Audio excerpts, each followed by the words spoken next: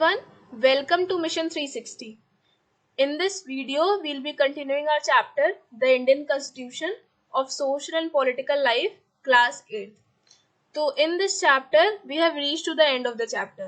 हम लोग चैप्टर के अंत तक आ चुके हैं, जिसमें हम लोग ये पढ़ रहे थे कि इंडियन कॉन्स्टिट्यूशन के क्या फीचर्स हैं.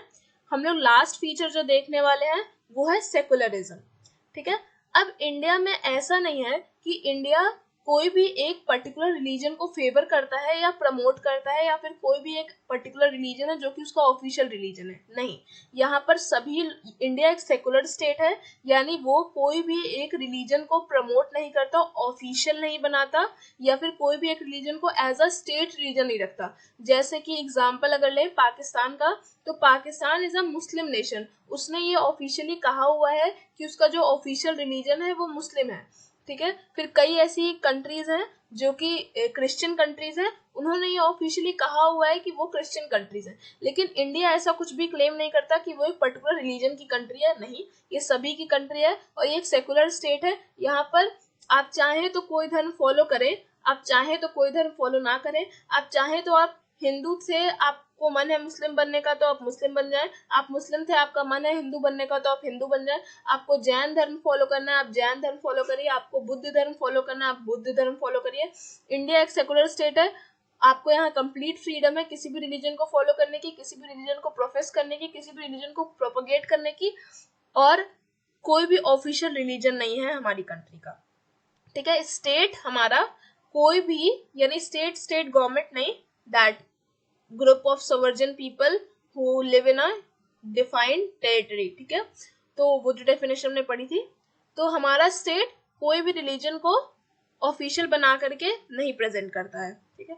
अब जो कंक्लूजन है इस चैप्टर का वो ये है कि हमने इस चैप्टर में काफी चीजें देखी है, जैसे व्हाट इज एक्चुअल कॉन्स्टिट्यूशन, फिर कॉन्स्टिट्यूशन की इम्पोर्टेंस क्या है, फिर हम स्पेसिफिकली आ गए अपने इंडियन कॉन्स्टिट्यूशन पे जिसमें हमने काफी फीचर्स देखे इंडियन कॉन्स्टिट्यूशन के.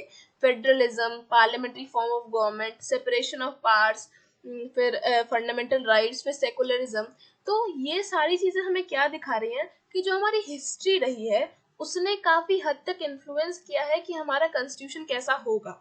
जैसे सेपरेशन ऑफ पावर के पीछे क्या मोटिवेशन रहा है कि ऐसा ना हो कि किसी एक अथॉरिटी ने पूरी पावर का गलत इस्तेमाल कर लिया और अपनी पावर का मिसयूज कर रही है.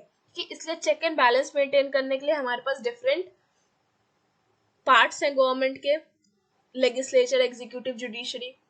फिर पार्लियामेंट्री फॉर्म ऑफ गवर्नमेंट के पीछे क्या मोटिवेशन रहा. जब हमारा फ्रीडम स्ट्रगल चल रहा था तो ब्रिटिश सरकार के अंदर हमें कोई भी रूल बनाने के लिए हमारी मत की जरूरत नहीं थी. वो लोग रूल बनाते थे और हमें फॉलो करना होता था, भले ही हमें सही लगे चाहे गलत, हमसे हमारा मत नहीं मांगा जाता था. लेकिन पार्लियामेंट्री फॉर्म ऑफ गवर्नमेंट में क्या है, यूनिवर्सल सफरेज, यानी all the people above the age of 18 have the right to vote and they have to vote. और जब वो वोट करेंगे तो उनका मत होगा गवर्नमेंट फॉर्म करने में, और जब उनका मत होगा गवर्नमेंट फॉर्म करने में तो उनका एक वोट डिफाइन कर रहा है कि कौन सी सरकार बनेगी, कौन सी सरकार गिरेगी. और एक सरकार के बनने से दूसरी सरकार के गिरने से जो प्रोविजंस होते हैं, जो काम करने का तरीका होता है वो भी चेंज होता है. तो इन सब पे उनका एक इन्फ्लुएंस रहेगा, उनके वोट का इन्फ्लुएंस है.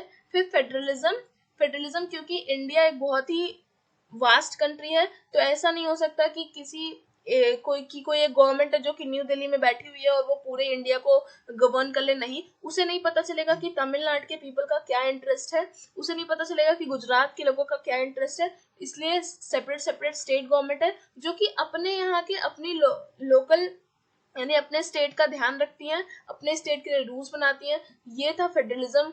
फिर उसके बाद हम फंडामेंटल राइट्स, हमारी जो लॉन्ग हिस्ट्री रही है इंडिपेंडेंस स्ट्रगल की, उसमें हमने देखा था कि हमारे पास कुछ राइट्स नहीं थे.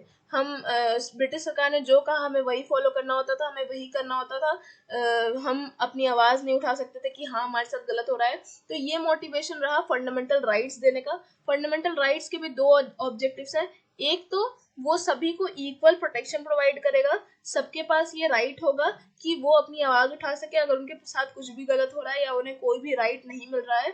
दूसरा, वो एक चेक रखेगा कि जो भी अथॉरिटी है, जिनके पास पावर है, वो गलत इस्तेमाल ना कर ले, मिसयूज ना कर ले अपनी पावर को, क्योंकि they have to be accountable to people. अगर वो कुछ भी ऐसा कदम उठाते हैं जो लोगों के खिलाफ जा रहा है, तो लोगों के पास ये राइट है कि वो जवाबदेही मांगे गवर्नमेंट से, और अगर उन्हें जवाब नहीं मिलेगा या फिर वो सेटिस्फाई नहीं रहेंगे गवर्नमेंट से, तो वो अगले बार इलेक्शन में उन्हें हटा देंगे। तो इसलिए सरकार भी ऐसा कुछ नहीं करेगी जो लोगों के अगेंस्ट जाए, उसे भी लोगों के लिए ही काम करना है, क्योंकि लोगों ने ही उसे इलेक्ट किया है और लोग ही उसे हटा सकते हैं। ठीक है, तो ये जो सारी चीजें थी, ये हमारे मोटिवेशन, हमारे कॉन्स्टिट्यूशन बनाने के पीछे जो थोड़ी ब्रिटिश सरकार से, हमारे इंडिपेंडेंस स्ट्रगल से जो मोटिवेशन रही।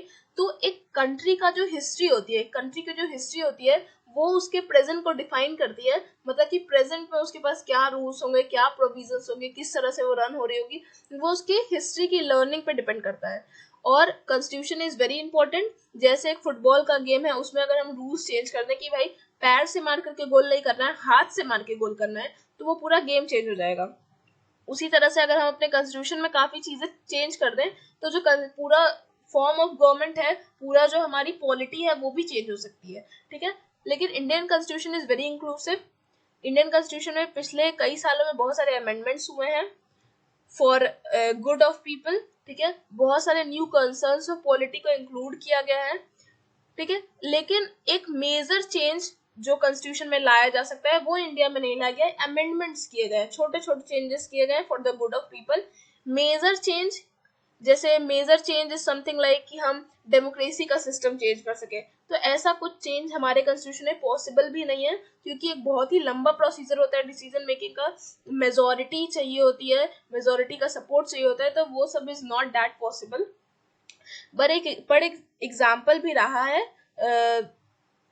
जैसे हमने एग्जाम्पल देखा था नेपाल का, तो उसमें क्या था, वो पहले मोनार्क थे, फिर उन्होंने जो अपने कॉन्स्टिट्यूशन के में मेजर चेंजेस लाए, तो वो मोनार्क से डेमोक्रेसी हो गए। तो major change in constitution means a change in the fundamental nature of the country. ठीक है, जैसे हमने नेपाल के केस में देखा था।